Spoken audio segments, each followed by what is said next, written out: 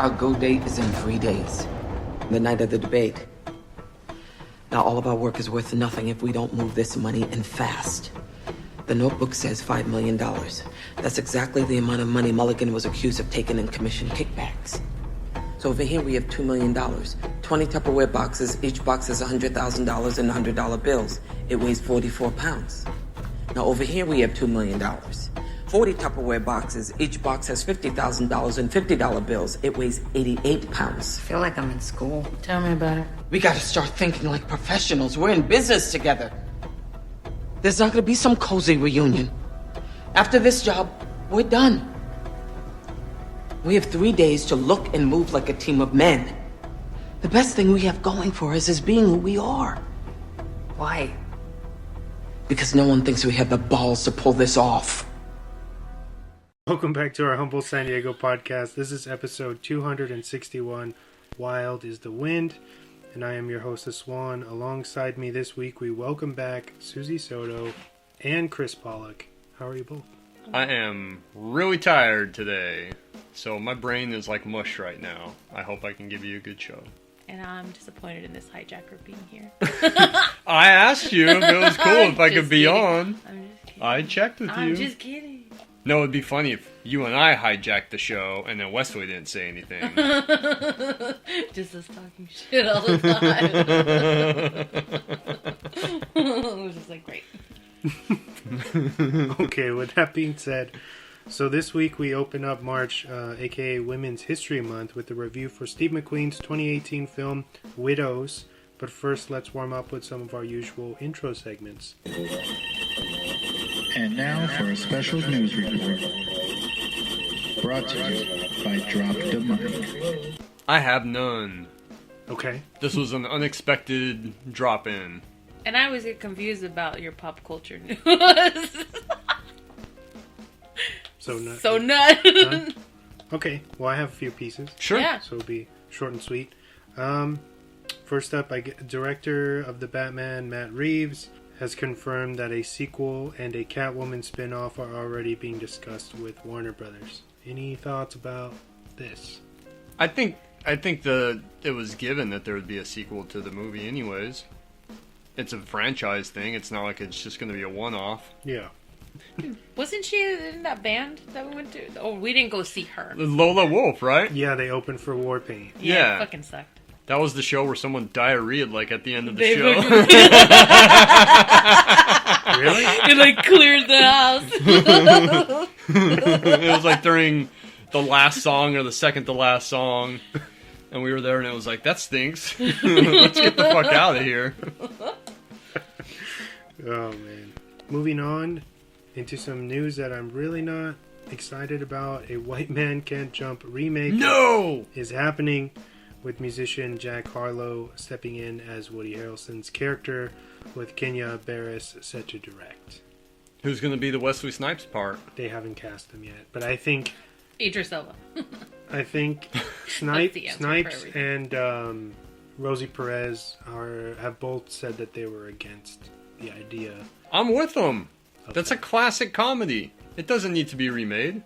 Yeah, it's a great story, and they told the story that they wanted to tell, and it's steeped in the 90s. Yeah, exactly. You know what I mean? So why would you want to just call it something else? It was the same thing with Spiral.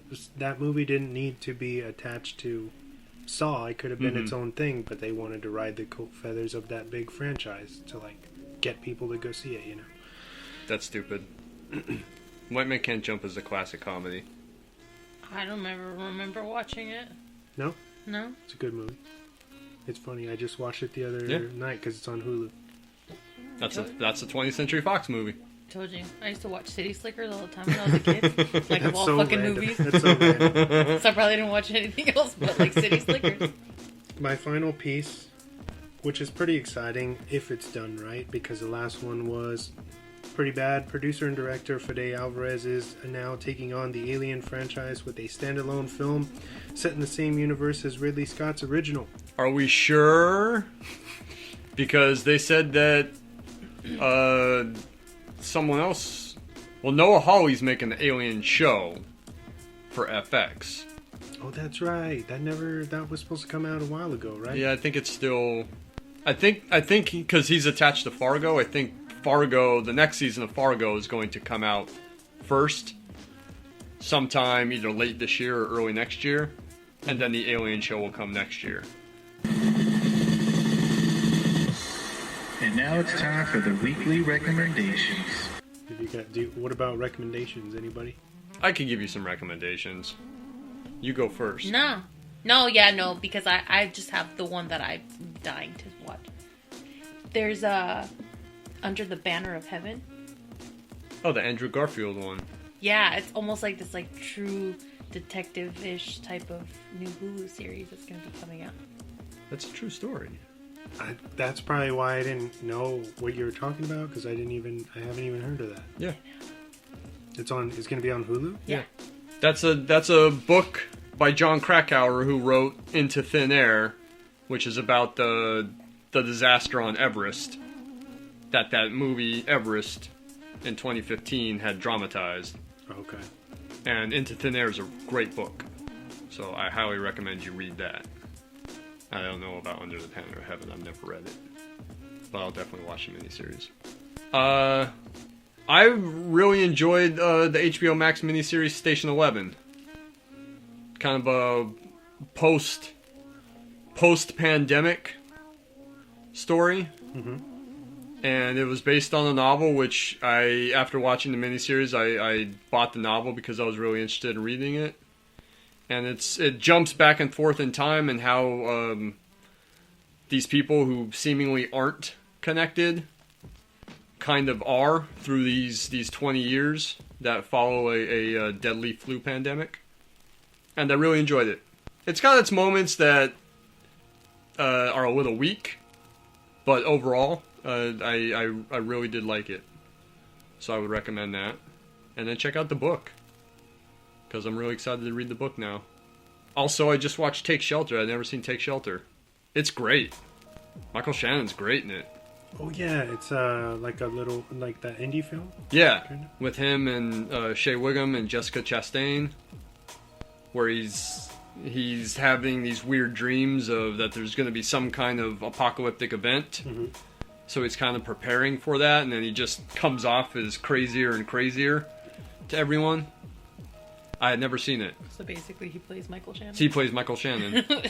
But yeah, watch Take Shelter. It's from Jeff Nichols, who we talked about a couple weeks ago. Last month. We talked about him in January. Because he also did Loving, which is a really good movie. Mm-hmm. And Midnight Special, which is a really great thrill, and Michael Shannon's in those other two movies as well. What do you got, Wesley? Just the one that's pretty obvious coming from me. I went to see the Batman yesterday, which was the preview night, and which I ran into you guys there. That's true. I was there working it. You enjoyed it? Yes.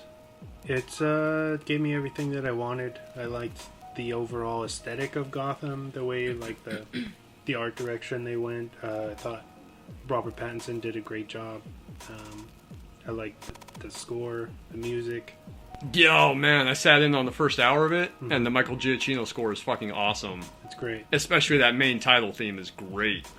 It meshes well. I liked all the gadgetry, of course, because it's Batman. I was really digging the David Fincher vibe that at least that first hour had. No, it's all the way through. It's all the way through? At least good. In my opinion, yeah. I only watched the first hour because I had some other stuff to do.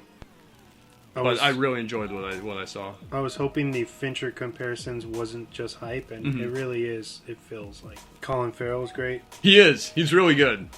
And he's almost unrecognizable. Yeah. I feel like out of everyone, obviously I'm not going to be giving any spoilers out on the show. It's not my thing. But I feel like Colin Farrell as Penguin or was it Cobblepot? Oswald Cobblepot. Is having the most fun. That chase is awesome. Yeah.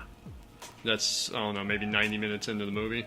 He's doing this funny kind of like De Niro-esque accent. I agree. Can't wait to watch the rest of it. Can't wait to wait for someone to take me to watch it. 5, 4, 3, for the movie focus of the week. Alright, so the main focus this week is Widows. It's rated R. It's from 2018. It's a crime drama.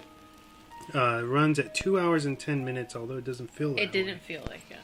And it's got a very well-deserved 91 on Rotten. That's good.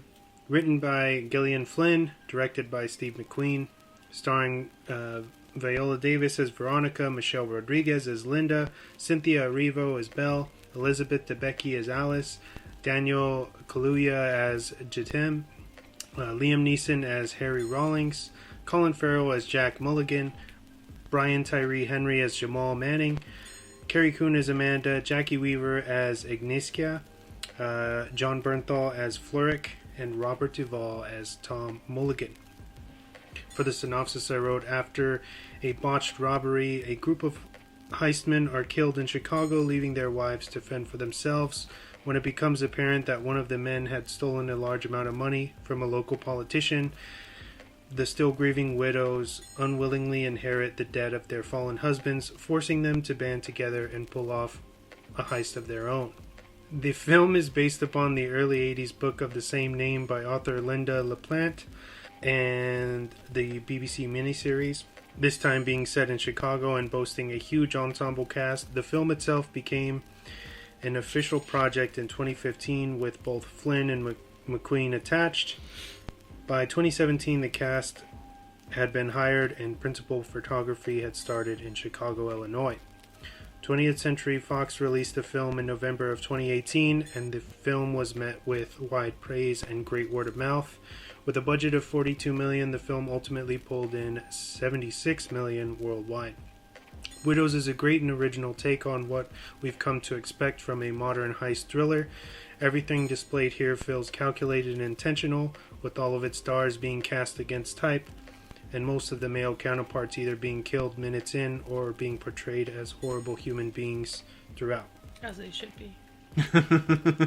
With various twists and turns and numerous amounts of undertones, the film itself also manages to offer way more than its generic-feeling trailer.